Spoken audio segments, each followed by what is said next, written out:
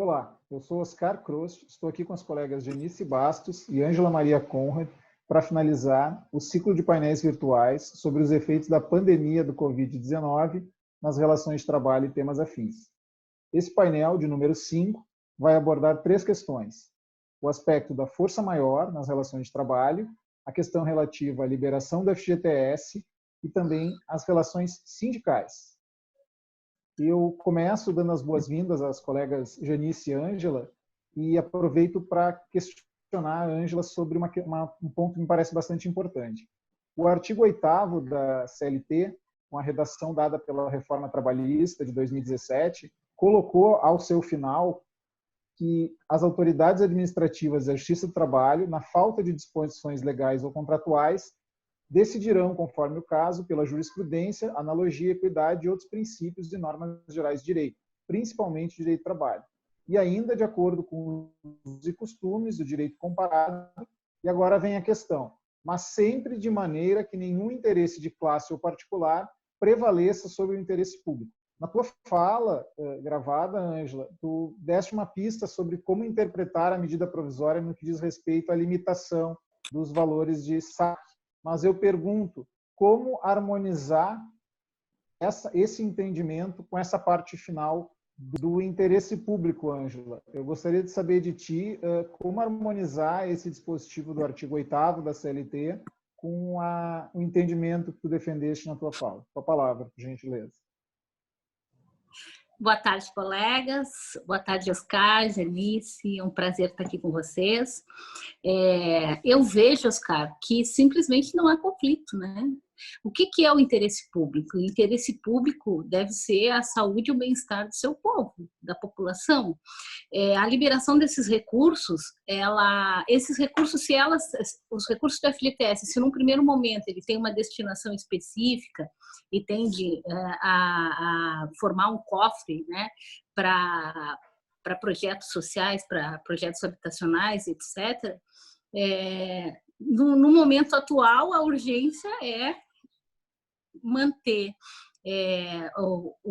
uma quantidade de dinheiro, trazer uma quantidade de dinheiro para a economia, para que as pessoas possam atender às suas necessidades urgentes, em primeiro plano, e em segundo plano, manter aquecida a economia. Então, essa finalidade é o interesse público máximo de uma nação. Então, eu não vejo absolutamente nenhum conflito entre a liberação dos recursos do FGTS para o trabalhador da conta vinculada, seja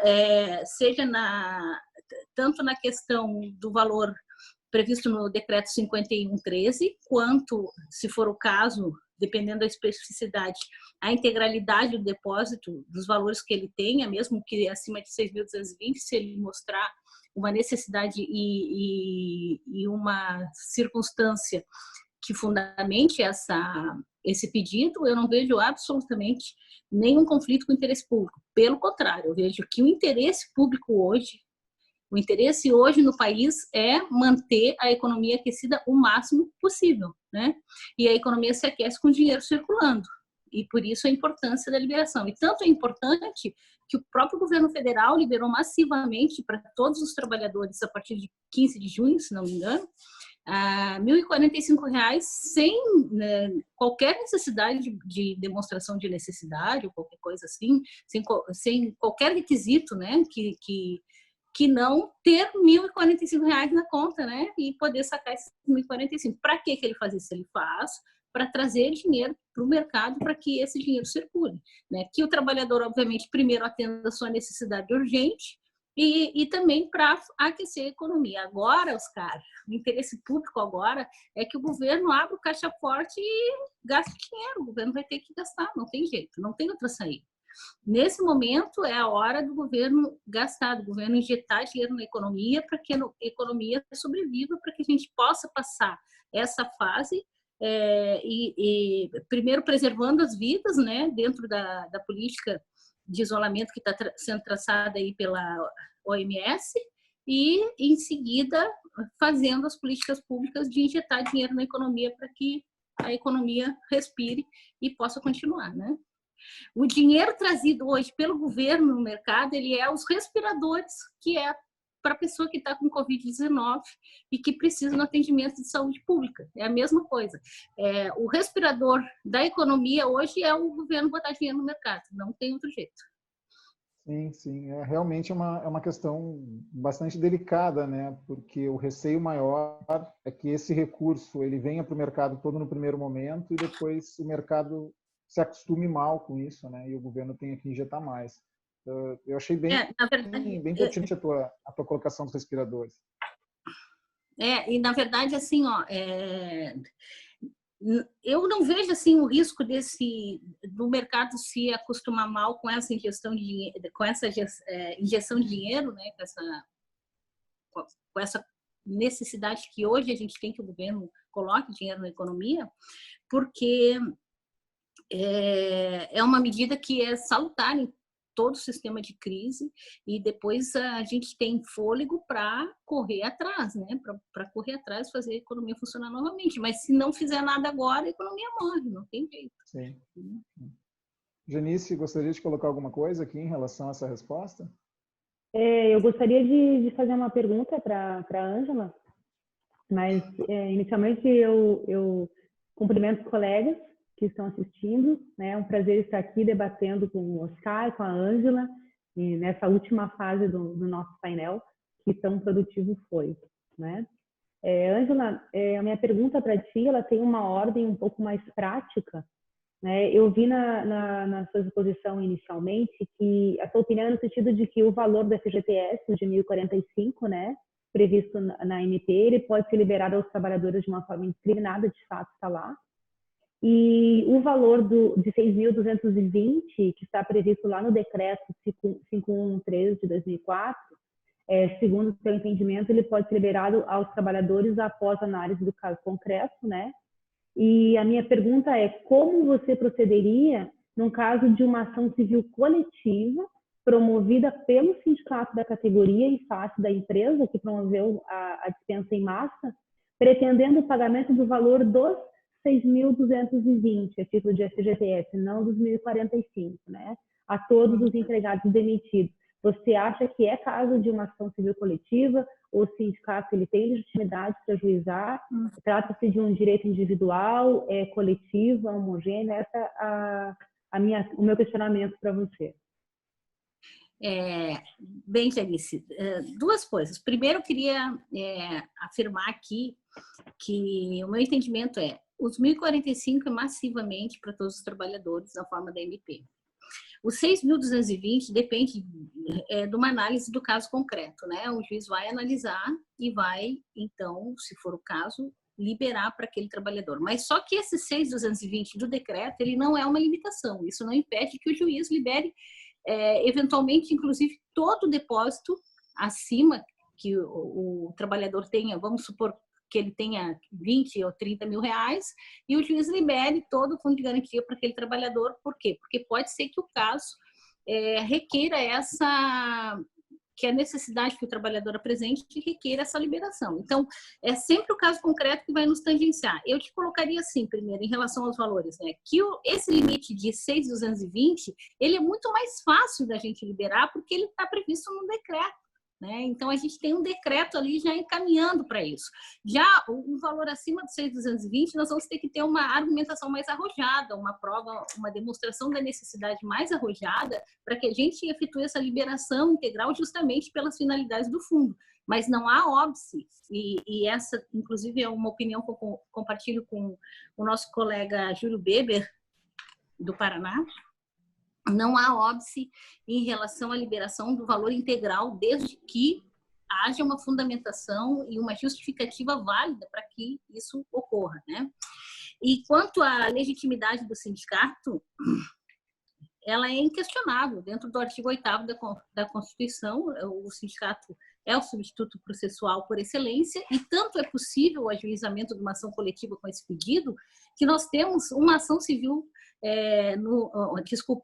uma ação no Supremo do Partido dos Trabalhadores pedindo em relação a essa MP, pedindo a liberação pelo decreto 5113 dos 6.220 para todos os trabalhadores. Então, a substituição processual e o ajuizamento da ação coletiva, ele é viável. A questão aqui vai ser a seguinte: o sindicato vai ter que demonstrar que, por quê? Por ser uma questão que está, nesse nosso momento, conflitando com uma medida provisória que veio disciplinar, eu lembro que eu comentei na exposição inicial que essa medida provisória está sendo questionada na sua constitucionalidade porque ela veio disciplinar uma matéria que está prevista em lei. Só que eu acho que essa ação de inconstitucionalidade não vai adiante, porque a MP ela trata genericamente do Brasil inteiro, de uma situação de todo o país, de todo o território nacional, enquanto que a lei do FGTS ela parece sinalizar uma questão mais regionalizada, que tem sido esses os entendimentos dos juristas sobre essa matéria, né? Então, o sindicato, a meu ver, teria que demonstrar essa necessidade. E isso é que é o mais difícil, né? Porque numa ação coletiva, isso é sempre uma dificuldade maior. Agora, o fato dele ser substituto processual, isso e vir fazer o pedido nessa qualidade, eu não tenho nenhuma dúvida do cabimento. E você acha que é uma matéria, então, para uma ação coletiva, a liberação dos 6.220, mesmo considerando que cada situação tem que ser analisada, porque, na verdade, o que a gente tem nos 1.045, numa liberação massiva, né? Uhum. E se a gente pensar numa liberação massiva dos 6.220, isso vai representar um impacto muito grande, né? 4 vezes maior. Não. Depende, Anice, porque assim, ó, o 6.220 a rigor já seria lei, né? Já seria o governo que veio, interferiu e colocou porque o primeiro anúncio do governo, aliás, eu vou lembrá-los, o primeiro anúncio do governo vão ser liberados até 6.220 do FGTS para todo mundo, foi o primeiro anúncio. Uhum. Depois Paulo Guedes entrou em cena e disse, não, alto lá. E foi isso aí que aconteceu e acabou freando um pouco o movimento. O que eu te diria assim, ó, por que cabe uma ação coletiva? Vamos supor que seja o pessoal do transporte público, tá? Vamos colocar assim, o sindicato dos empregados das empresas de transporte público, que estão parados há 2 meses, praticamente parados há 2 meses, e que agora começaram a ter a redução salarial, redução de benefícios, redução disso, daquilo. Então, o sindicato vem e diz, olha, todos os da minha categoria estão impactados. Ou, por exemplo, dos bares e restaurantes, todos os da minha categoria estão. Agora, não teria cabimento, por exemplo, o sindicato dos médicos, né? Porque os médicos não tiveram sua profissão, quer dizer, dos médicos que estão envolvidos na pandemia, porque quem atende em consultório até teve, né? Mas tem aí já complica um pouquinho mais, eles teriam que ter esse direcionamento, olha, dos médicos que não estão vinculados ao serviço público ou algum atendimento assim, entende? Essa é a especificidade que vai exigir na ação coletiva que seja feita a demonstração.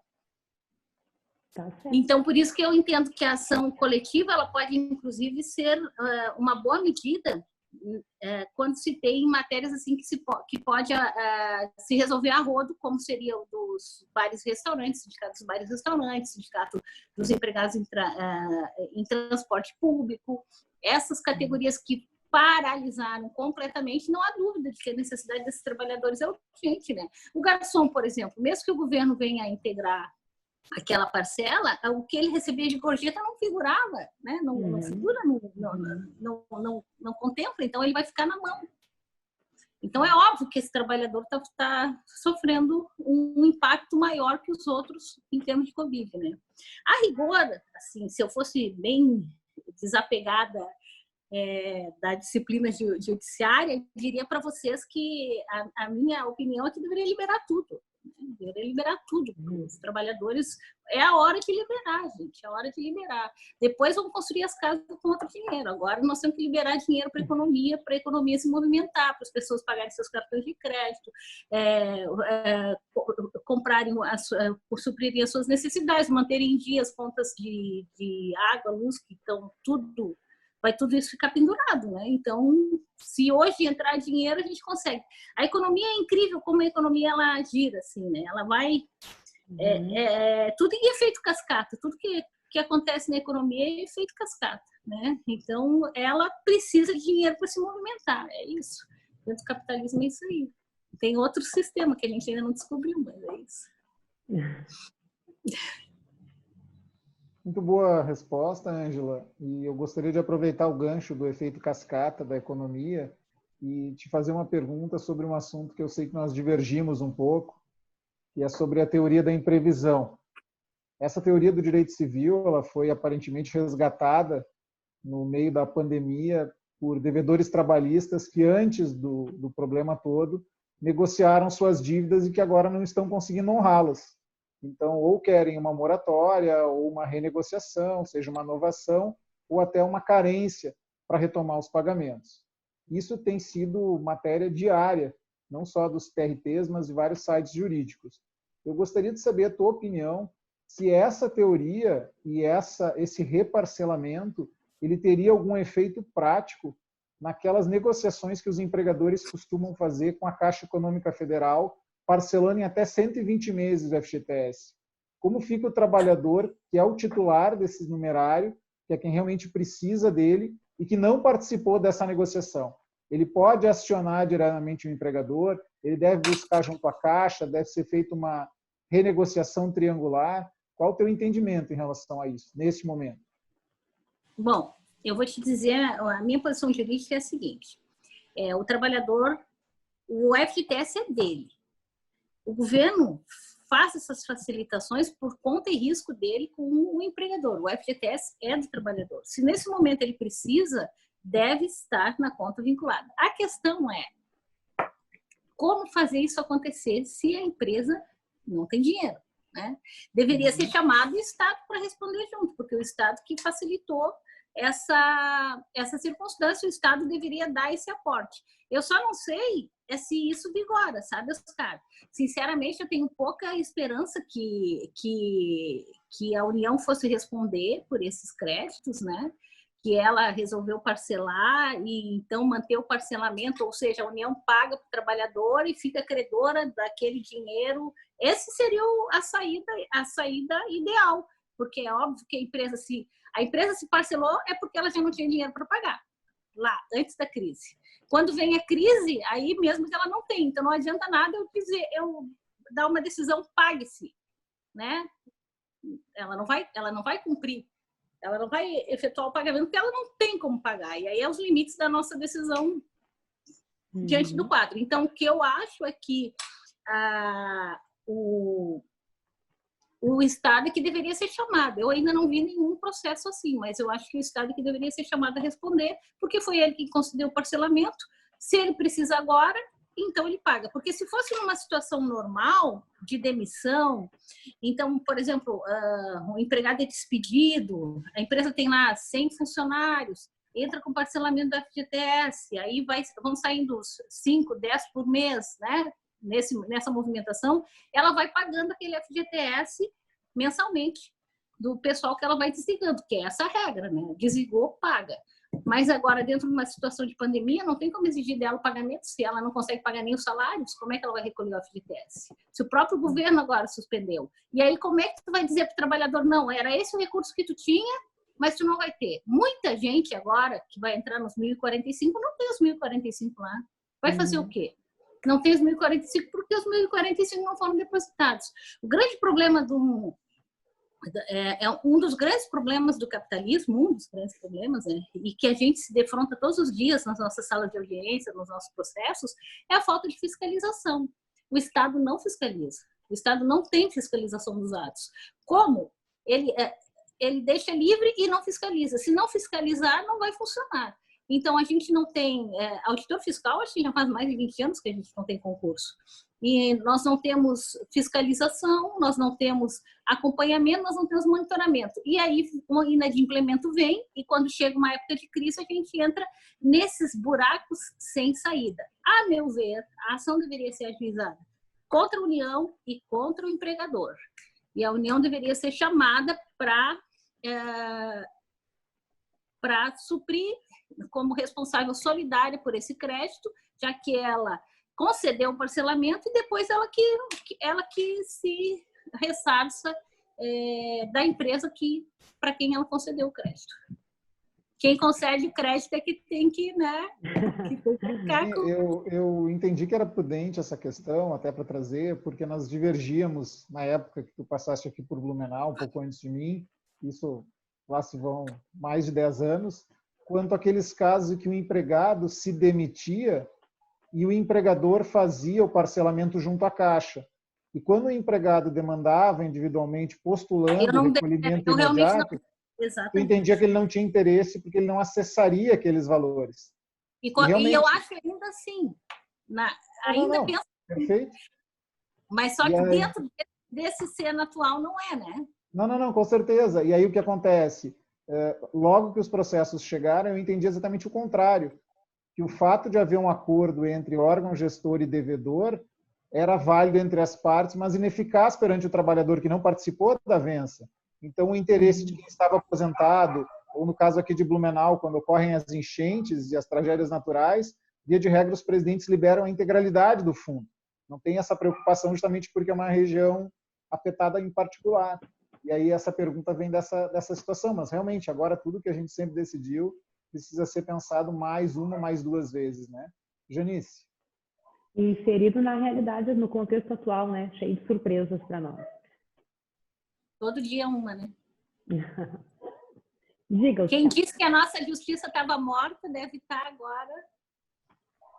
Né? Ângela, tu gostaria de fazer alguma pergunta agora para mim ou para a Janice? Eu vou fazer uma pergunta para a Janice, então, né, Janice? Pode ser, claro. Janice, na tua abordagem ali sobre o Factum Principi, eu acho essa temática do Factum Principi, eu acho ela muito interessante, né? Como ela veio à tona, assim, e as confusões que são feitas em relação ao momento atual. Eu achei excelente a tua colocação e muito didática, parabéns pela tua exposição, foi muito boa mesmo. E então a minha pergunta é sobre a denunciação à lide ali. Como é que tu entende? Seria o caso de denunciação à lide ou de aplicação do artigo 338 do CPC? Angela, conforme eu trouxe assim meio, como você falou, de forma um pouco mais didática, não aprofundada na exposição, a denúncia, eu vejo que você poderia abordar das duas formas, né? A gente tem colchão legislativo para as duas questões, tanto pelo 125, inciso 2, que é a denunciação da lide quando a lei obriga o terceiro, né, a pagar ou a ressarcir, quanto no 338, mas o 338 do CPC que fala da substituição processual de parte, né? Mas eu entendo que o 338 ele é mais simples de a gente tratar, porque ele não envolve uma outra demanda, né, a substituição processual. Então, neste caso, o empregador, se houver a alegação de factum principis, ele pode indicar a autoridade que ele entende que seja a responsável pelo ato, e aí, neste momento, o autor da ação ele pode optar, ou ele mantém só o empregador, ou ele concorda com a figura do polo passivo do empregador e da autoridade, né, do consórcio facultativo, ou então exclui, o que eu não acredito que possa acontecer, mas exclui o empregador e mantém sua autoridade. Então, eu acho mais fácil fazer a substituição processual de parte, processualmente falando, do que a denunciação da lide, que a gente, inclusive, já tem discussões se cabe ou se não cabe essa intervenção no processo do trabalho, né? Então, me parece que é mais tranquilo para a gente julgar se nós abordarmos por meio do 338. De repente, até se receber uma denunciação da lide, fazer a leitura como se fosse uma substituição processual. Até porque a denunciação depois ela tem o reflexo da ação regressiva, né? Então, eu acho que a gente acaba expandindo algo que nós vamos conseguir resolver apenas aqui na Justiça do Trabalho. E aí eu já falo também da competência, né? Acredito que a competência é nossa. Então, o 338, ele mantém aqui a competência e a gente consegue até o final, em que pese os parágrafos do 486 falarem que vai para a justiça competente, né? Que seria a Fazenda Pública. Entendo que depois da reforma da emenda constitucional 114, né? Inciso 1, a competência é nossa.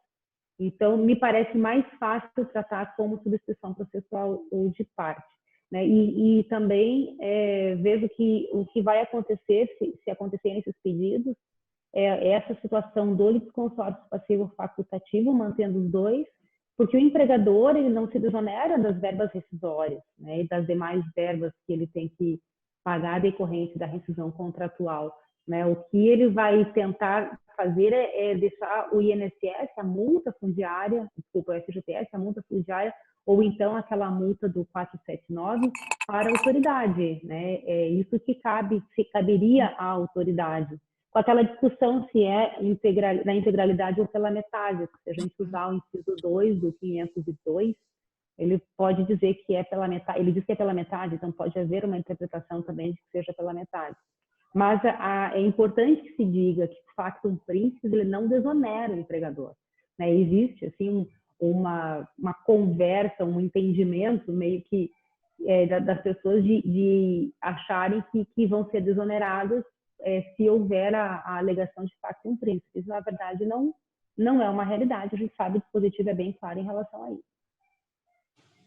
Muito bem. Então, tá. Obrigada. Eu gostaria de aproveitar a resposta da Janice também, para a gente não perder o gancho dessa matéria, e retomar uma fala que tu fizeste no material escrito, que foi disponibilizado, no sentido de que não poderia ser invocado o factum principis se o empregador não demonstrasse que ele adotou todas aquelas medidas sugeridas pelas MPs 927, 936, 944, 945. Eu entendo mais ou menos como tu, mas eu gostaria que tu especificasse melhor os fundamentos disso, porque as MPs elas proporcionam opções, elas sugerem, não são taxativas as questões, mas por que quem não utilizar aquelas ferramentas não pode alegar o factum principis? Poderia explicar um pouquinho melhor para a gente isso? Sim, é uma interpretação que eu faço do próprio artigo 486, né, que é o que traz o factum principis na nossa esfera trabalhista, né? Ele diz assim que no caso de paralisação temporária definitiva motivada por ato da autoridade, né, municipal, estadual ou federal, ou pela promulgação de lei ou resolução que impossibilite a continuidade da atividade. Então, a gente tem aqui uma impossibilidade de continuidade da atividade. Para que nós possamos analisar se de fato há uma impossibilidade, eu vejo que a gente tem que ver quais foram as possibilidades, né, o que foi possível ser feito antes.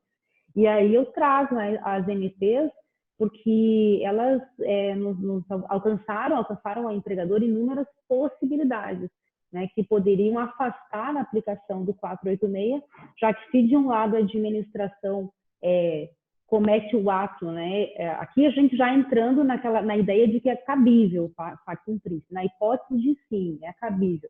Então, já que a administração cometeu o ato que gerou a impossibilidade de um lado, por outro lado, nesse cenário pandêmico, vieram as MPs trazendo aí um arcabouço normativo, inclusive com ingestão de dinheiro, né, como a Ângela falou, do Estado para socorrer o empregador. Então, na medida em que o empregador não se vale dessas oportunidades, dessas opções que são legais, que inclusive já foram reconhecidas por constitucionais pelo STF, eu entendo que está havendo uma inversão do princípio legislativo da mens res, do que consta no artigo 486, porque a essência do artigo 486 não há saída, não há outra possibilidade, então é uma impossibilidade, e diante dessa impossibilidade, discute-se se é dever do empregador ou da autoridade arcar com a consequente responsabilidade, né? Então, Oscar, só para fechar, mas na medida em que o empregador ele não se sustenta nessas outras possibilidades, ele pode estar utilizando-se do factum principis, o que está previsto no 486, para, na verdade, encerrar um estabelecimento que já poderia ter encerrado antes por outras razões, né? Ou porque ele já vinha com dificuldades, ou então porque, de repente, durante o estado pandêmico, por exemplo, optou por não mais prosseguir no estabelecimento ou com aquele tipo de atividade e se utilizou, então, do diploma legal e normativo para encerrar sem o ônus das multas e não se utilizou do que as medidas provisórias trouxeram a fim de sanear o estabelecimento, ao contrário de encerrar. Antes de passar para a Ângela, ver se ela tem alguma pergunta a mais, eu queria aproveitar isso que tu falaste agora sobre essa questão da saúde financeira, não só pelo factum principis, mas também pela força maior em sentido amplo. Os empregadores teriam que demonstrar, a teu ver, o equilíbrio orçamentário, a questão de gastos e de dívidas a curto prazo, ou seja, a saúde financeira da empresa nos meses que antecederam a calamidade pública ou não? Com certeza, Oscar. Eu acho que na verdade, é fundamental até para que a gente possa entender se de fato existe um motivo ensejador do factum principis para desonerar o empregador das multas rescisórias, né? Então, eu acho que é importante, sim, a gente analisar a saúde financeira da empresa, se é uma empresa que tipo de conduta que ela tinha com seus empregados, se estava com a folha de pagamento em dia, se tinha dívidas pendentes, ou se tinha dívidas e estava conseguindo quitar ou pagar o parcelamento dessas dívidas. E é bem importante justamente para não acontecer aquilo que eu acabei de falar, de se utilizar do dispositivo do 486 para dissolver uma atividade, né, um estabelecimento que, na verdade, já era para ter ocorrido antes, né? Então, eu acho bem importante, e aqui eu já destaco mais uma vez que a gente tem que pensar na impossibilidade econômica e também na impossibilidade jurídica, que foi aquela distinção que eu fiz no finalzinho do meu vídeo, porque isso vai vir para nós. Se vier a alegação de factum principis, a gente vai fatalmente se deparar com essa situação. Foi a atividade que encerrou, que fez com que o estabelecimento se encerrasse de forma direta, no sentido de que o decreto proibiu que a loja abrisse, ou foi em decorrência da situação econômica do contexto, que aí a gente está tratando da impossibilidade econômica, que é um reflexo da impossibilidade jurídica e do lockdown, né? Então, é importante a gente fazer essa análise, porque também pode-se entender que se não é uma impossibilidade jurídica, ou seja, se o decreto não impediu o referido estabelecimento de fechar as portas, então, em tese, ele teria que se manter neste período e não seria atingido pelo factum principis diretamente. Então, pode ter entendimento nesse sentido, e também pode ter entendimento no sentido de que, mesmo que o ato da autoridade não tenha determinado o fechamento do estabelecimento, acredito que no meu vídeo eu tenha citado o exemplo da quitanda ou do estabelecimento que pode vender o produto, né, para que as pessoas possam retirá-lo e não consumir ali dentro. Esse estabelecimento ele foi autorizado a funcionar, mas ele tinha clientes suficientes para funcionar e se manter sadio e cumprir a folha de pagamento ou não, né? Então, é importante a gente fazer essa avaliação e ver por onde que a gente vai tangenciar e o que efetivamente vai nos fazer entender que houve realmente a incidência do factum principis naquela hipótese ou não. E uma terceira situação que pode se colocar é daqueles estabelecimentos que não foram impactados pela pandemia ou pelo decreto, né? Tem alguns que evidentemente não foram, né? Os supermercados, por exemplo, ou muitas pessoas citam as empresas que passaram a produzir álcool gel, mas tem aqueles outros estabelecimentos sistemistas que se alimentam desses que não foram impossibilitados de abrir e de receber seus clientes, né, ou então de vender seus produtos. Esses sistemistas também não foram impactados. E aí a gente vai ter que aprender a ler e a entender qual é a rotina daquela empresa, a quem ela serve, de que forma que ela se mantém, para ao final verificar se ela poderia de fato trazer ou chamar o factum principis para justificar os rompimentos ou não. Perfeito. Ângela, alguma coisa a acrescentar aqui? Eu só colocaria, né, que todas essas questões em relação ao factum principis, eu de verdade entendo que se aplicariam na força maior, em termos de prova, né? Achei muito bem pontuado pela Janice. E eu entendo que o caso do Covid não é factum principis. Essa é a minha posição, a leitura que eu faço é um pouco distinta. O empregador ele tem o risco da atividade econômica, é dele, ele assume na hora que vai empreender um negócio, e isso aqui não foi uma alteração no quadro de autorizações para funcionamento, algo assim. É um drama que nós estamos vivendo, né? Uma pandemia. Então, é uma regra de saúde pública transitória. Ele não está proibindo de funcionar para sempre. Transitoriamente, não vai funcionar.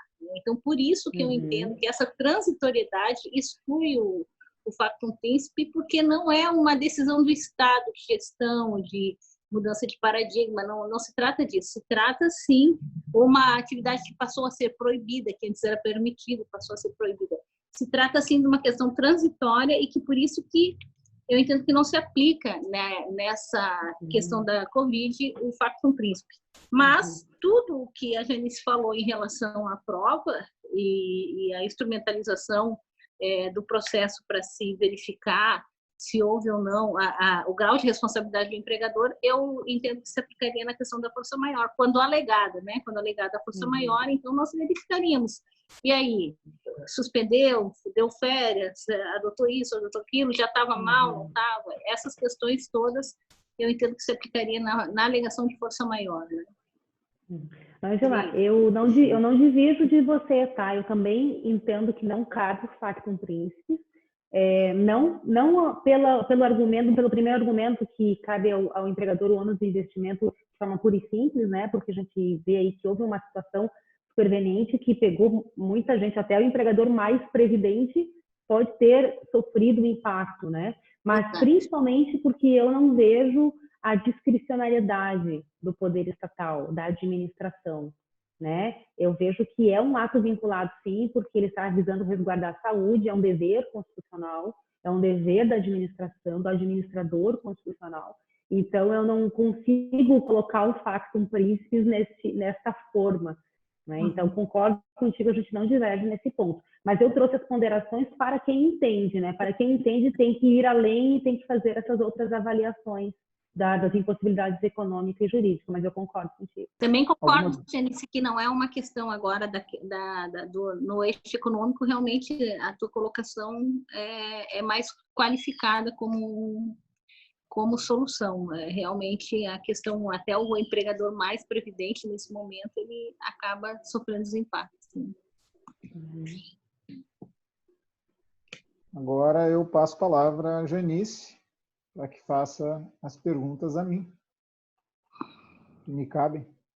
Tá certo, Oscar. Eu vou trazer, eu sempre busco trazer um enfoque prático, né? Porque a gente vai ali no dia a dia recebendo as demandas e eu fiquei pensando assim, acho que eu vou trazer essa para o debate. E é especificamente sobre o assunto eleição sindical. Eu pensei em trazer um questionamento para você. Considerando que uma situação, uma hipótese, e o prazo para o sindicato formar uma comissão e convocar as eleições, né, provocar as eleições, seja nessa época de isolamento, a gente pode citar como exemplo, digamos que lá na convenção a previsão seja de formar a comissão em junho para eleições em julho, por exemplo, né? E considerando os meios que a gente tem disponíveis, os meios eletrônicos, você acha que é possível que seja prorrogada essa eleição por conta da situação de isolamento que nós estamos vivendo? E se você acha que é possível, por quanto tempo você acha que é possível essa prorrogação?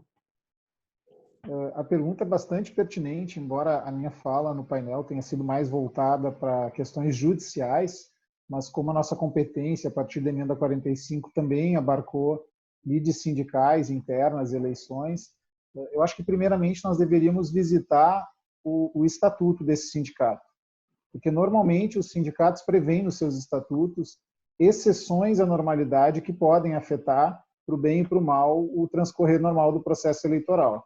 Seria uma abstração muito grande dizer que, se há prazo, nós temos que cumprir, e hoje tudo pode ser feito remotamente, até mesmo porque as eleições para os cargos eletivos do governo estão ameaçadas agora. Nós estamos falando de eleições em outubro, e pode não haver possibilidade de nós elegermos os nossos representantes legais. Então, com o sindicato não seria diferente.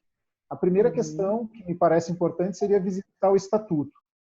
Na impossibilidade de haver uma regra, ou na inexistência de uma regra sobre isso, eu questionaria se há uma chapa de oposição. Porque, não havendo chapa de oposição, ou pelo menos notícia dessa chapa, a deflagração do processo eleitoral seria pro forma. Ela respeitaria as disposições, mas não haveria.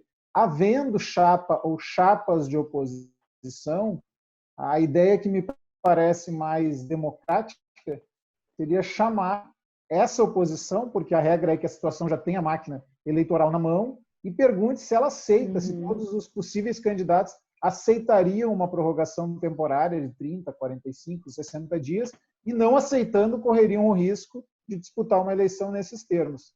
Então, me parece assim, não há uma regra pronta, uma resposta única. Nós dependeríamos de situações bastante pontuais. Aqui na região de Blumenau, no Vale do Itajaí, é muito difícil haver um pleito eleitoral em que há chapa de oposição, que dirá duas chapas. Mas havendo, me parece que deve existir um consenso. E se não houver um consenso, que se faça uma assembleia, e em assembleia decida o que fazer nessa situação pontual. Porque esse adiamento do pleito, ele vai repercutir para além da diretoria em si. Né? Como nós já conversamos antes do painel, nós temos a questão das garantias, das inscrições, né? Dos próprios mandatos sindicais, e isso alteraria o próprio calendário, porque se o mandato começar mais tarde, no outro ano ou no biênio que completar, alguém vai perder 2 meses. Isso teria que ser readequado. Então, me parece, nesse momento, que a melhor saída seria ver a possibilidade dessa previsão e, não havendo, tentar compor, mas de maneira o mais pontual possível, no caso a caso. E nessa mesma linha, Oscar, então agora já pensando no aspecto judicial, né? Você acha que o sindicato ele tem interesse processual em ajuizar uma demanda, né, a fim de obter uma decisão, um posicionamento judicial no sentido de autorizar essa prorrogação, aí não havendo, né, a previsão lá no estatuto? Você acha que há um interesse do sindicato ou você entende que isso seria uma interferência indevida do Poder Judiciário dentro da estrutura, dentro da independência sindical, interferindo na independência sindical constitucional? Olha, na verdade, essa questão que tu traz também é bastante polêmica pelo seguinte: se nós lermos o artigo 114 da Constituição, nós vamos observar que todos os incisos se referem à lide, jurisdição contenciosa, ou pretensões resistidas ou execução forçada. Eu tenho uma dificuldade de entender a homologação de acordo extrajudicial e até mesmo questões voluntárias, embora nesse momento elas se façam, né, jurisdição voluntária, porque não havendo lide existida, nós não temos um papel de mediar ou de pôr fim ao litígio. Então, no primeiro momento, eu acho que só seria prudente invocar o judiciário havendo lide. Se não houver uma chapa de oposição divergente, se não houver um pleito junto à assembleia da categoria para que haja observância da regra, mesmo na impossibilidade, se não houver nenhuma divergência, me parece que não seria o caso da jurisdição tipicamente contenciosa por não haver lide. Mas se a chapa de oposição ou a Assembleia não resolver isso de maneira harmoniosa com a situação, acredito que o Judiciário pudesse ser um mediador, mas sem esse caráter decisório, que nós possamos dialogar e atuar como mais um interlocutor. Não vejo necessariamente uma intervenção do Poder Judiciário nesse momento, porque nós estamos justamente resgatando uma autonomia e um equilíbrio do diálogo entre os envolvidos. E realmente, se o judiciário fosse chamado a intervir aqui neste momento de exceção, me parece que enfraqueceria o sindicato no lugar de dar mais poder para que ele resolvesse internamente a sua situação. Não sei se eu respondi a tua pergunta. Respondeu, eu concordo contigo, Oscar, e essa provocação foi justamente porque nós já recebemos em Criciúma uma demanda nesse sentido que foi extinta, né? Um dos colegas extinguiu por entender que não haveria interesse, e justamente por causa disso, dessa interpretação de interferência indevida do Poder Judiciário. Mas também eu já tive notícia de uma outra demanda no nosso estado, em que, de fato, o juiz recebeu, processou como jurisdição voluntária e autorizou a prorrogação das eleições, né? O que acaba impactando, inclusive, no que você falou da estabilidade, né, do dirigente sindical e outros aspectos.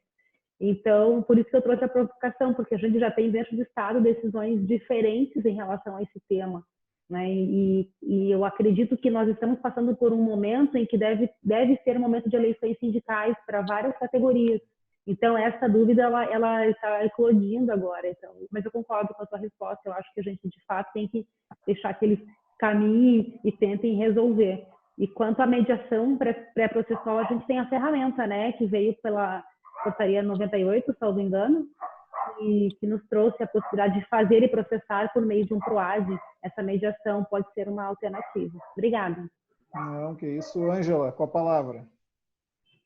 Então, Oscar, achei excelente essa solução que tu apresentaste, né? Eu também sou sempre a favor. Mas sabe que ela não é minha, né? Isso vem de uma lição que eu tive lá em Joinville, que eu acompanhei pelo site do tribunal quanto ao fumódromo, né? Fumódromo. Fumódromo foi um processo que eu considero o processo mais relevante da minha atuação nesses 15 anos, né? Foi o processo que, para mim, foi o mais importante em termos de dialética mesmo, né? De tu favorecer o diálogo. É sempre bom e sempre salutar que as pessoas que estão envolvidas no processo tomem as decisões que vão impactar elas, né? E não nós. Porque sempre que a gente toma a decisão, a gente retira um pouco da pessoa a responsabilidade também em relação aos caminhos que dali vão se decorrer, né? E eu acho que nesse momento, principalmente em que os sindicatos buscam um reposicionamento no cenário justo-trabalhista, eu acho que é muito importante a gente colocar eles dentro do centro, né? As pessoas que estão envolvidas, que estão na disputa sindical, isso eu acho muito importante. Inclusive, a minha questão que eu quero te apresentar, ela diz um pouco respeito a isso, né? A essa legitimação do sindicato, né? Porque eu e tu temos um alinhamento muito interessante nas questões de trabalhistas, né? A gente tem um bom alinhamento de pensamento e da nossa perspectiva de ver o direito. E também temos muita preocupação em relação aos sindicatos, a como o sindicato atua hoje, né, e tem atuado.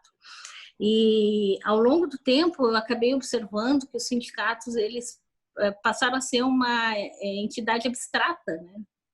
E as pessoas que fazem o sindicato só existe por causa das pessoas, elas acabam vendo o sindicato como algo, uma outra instituição alheia a elas, né? Elas não é o sindicato, elas não são o sindicato. O sindicato é algo fora delas e que vai e que não se mexe, que não se mobiliza, e que não resolve, que não encaminha, que não pede, que não busca os direitos que elas têm e nesse ponto.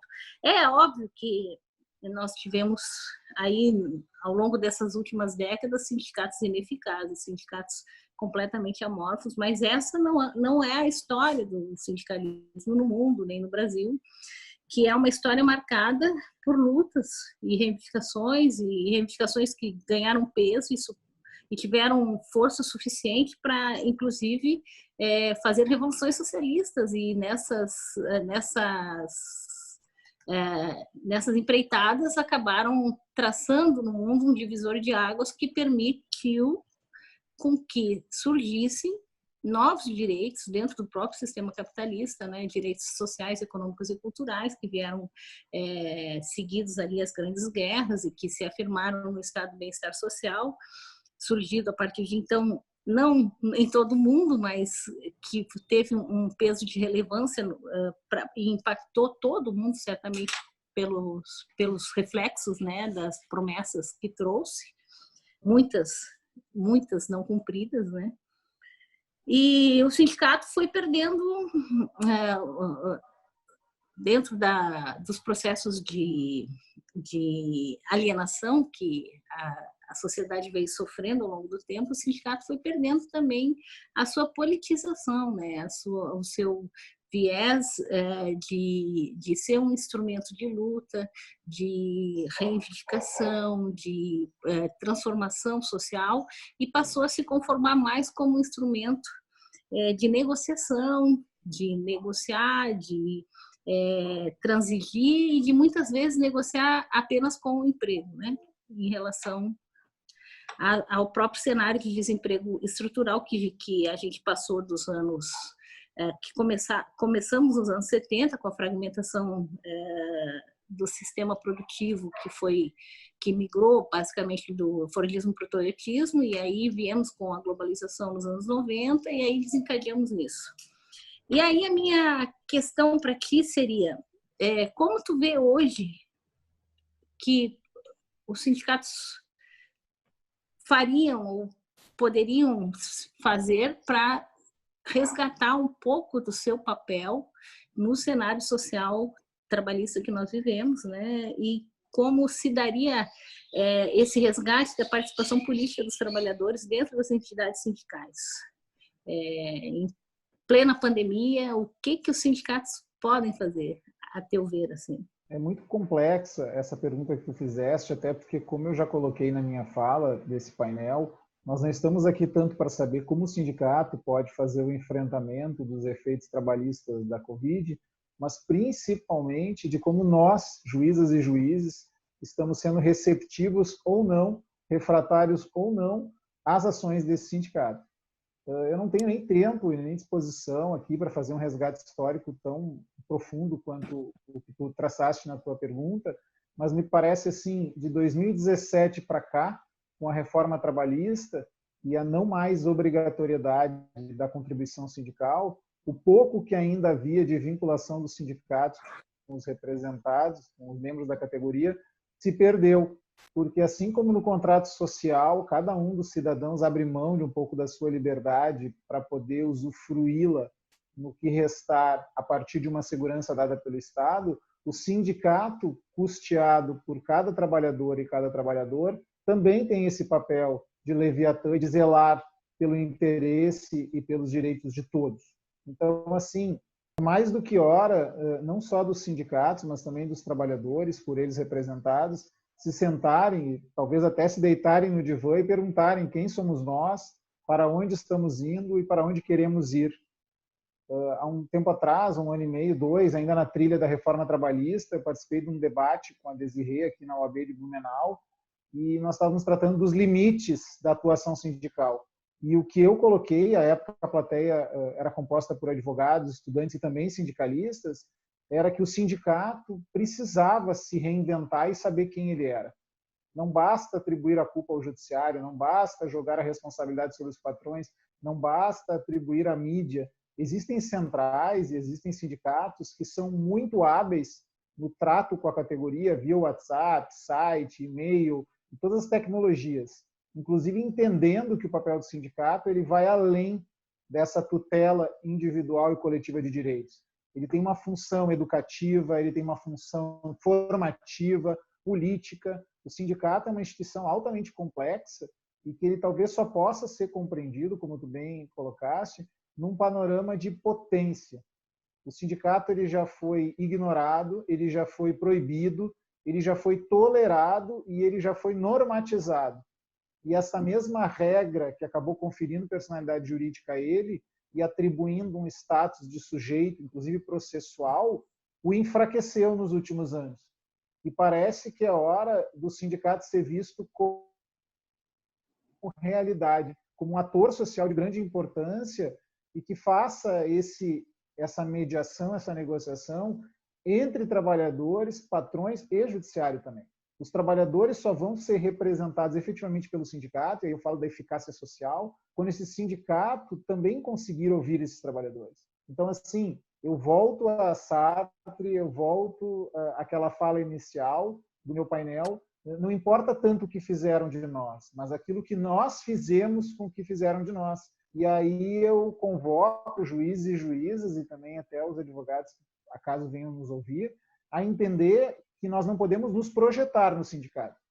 Nós temos que ser juízas, juízes, advogados, advogadas e saber o que o sindicato pode vir a fazer, mas não nos envolvermos a ponto de querermos orientar os sindicatos. Então, assim, o sindicato é uma associação, mas não é uma associação pelo nosso ordenamento. Eu não posso escolher a qual sindicato me sindicalizar ou me associar. Eu sou de uma categoria e nós ainda temos a unicidade. Então, assim, sem querer tangenciar demais a tua pergunta, mas ao mesmo tempo não me envolver em algo que talvez não me caiba, eu creio que mais do que projetar um papel para o sindicato, nós temos que deixar o sindicato se encontrar o seu papel. E aí nós, como juízes e juízas, temos que fazer uma ruptura própria e pararmos de nos apegar a conceitos que talvez não tenham mais utilidade. Direitos difusos, coletivos, individuais homogêneos, não homogêneos, são direitos, são interesses. A Constituição fala que cabe ao sindicato defender. Esse é o núcleo da ação. E não fazer diferenciação sobre interesse processual, legitimidade, e nos apegarmos a questões que talvez hoje não tenham tanta importância assim. Então, eu prefiro, mais uma vez, fazer uma fala voltada ao que nós podemos fazer em relação aos sindicatos, e não tanto o que esperar deles. Não sei se respondi a pergunta, Ângela, porque é uma pergunta muito reflexiva e pouco de enfrentar nesse tempo que nós já esgotamos aqui. Eu queria agradecer a ti, a Janice e também ao Norberto, que nos acompanha desde sempre. Sem ele, nada disso seria possível. E eu vou passar a palavra para vocês também fazerem as despedidas e agradecimentos nesse quinto e último módulo. Com a palavra, Ângela. Então, Oscar, Janice, muito obrigada pela parceria, foi ótimo debater com vocês. Nós precisávamos, na verdade, uma semana de debates aqui sobre os temas, né? Porque suscitam muitas coisas, muitas das nossas angústias do dia a dia. Janice bem prática, com as suas exposições completamente contundentes, assim, no dia a dia que nos cabe. Quero agradecer aos colegas que estão nos assistindo, muito obrigada. E agora a gente fica aí na espera dos debates que vão continuar virtualmente, né, no fórum, tá? Fico à disposição. Um beijo para todo mundo. Muito obrigada. Colegas Ângela, Oscar, prazer imenso debater com vocês, ouvir vossas excelências, sempre com muito conteúdo ambos, né? Eu me sinto gratificada e honrada. E temos um debate, né? Um bom debate. Agradeço também a Escola Judicial, ao Norberto, todo o pessoal envolvido. E, por último, nós deixamos uma imagem para vocês aqui que dispensa legendas. Né? Muito obrigada e até as conversas pelo painel escrito.